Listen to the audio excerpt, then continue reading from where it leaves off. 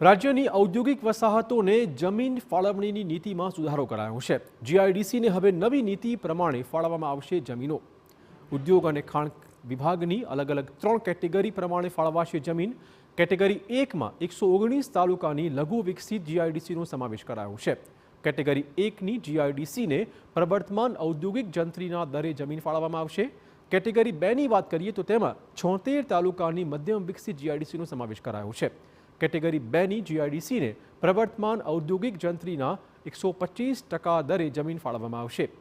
Category 3ની વાત કરીએ તો તેમાં 56 તાલુકાની વિકસિત જીઆઈડીસીનો સમાવેશ કરાયો છે। કેટેગરી 3ની જીઆઈડીસીને પ્રવર્તમાન ઔદ્યોગિક જંત્રીના 150% દરે જમીન ફાળવવામાં આવશે।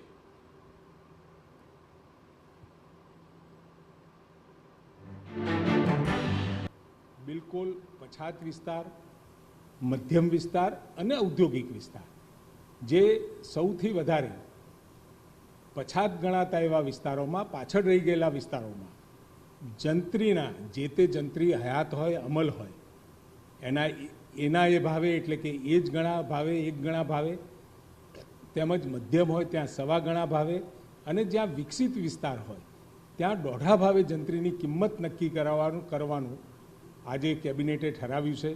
અને ખૂબ આ મહત્વનો નિર્ણય આજે ગુજરાતમાં અતિ પછાત વિસ્તારોના વિકાસમાં, મધ્યમ વિસ્તારોના વેગમાં અને ઔદ્યોગિક વિસ્તારો છે અને જે પ્રથમ શ્રેણીમાં છે એવા ઉદ્યોગો માટે, ઉદ્યોગકારો માટે, એમએસએમઈ માટે ખૂબ આ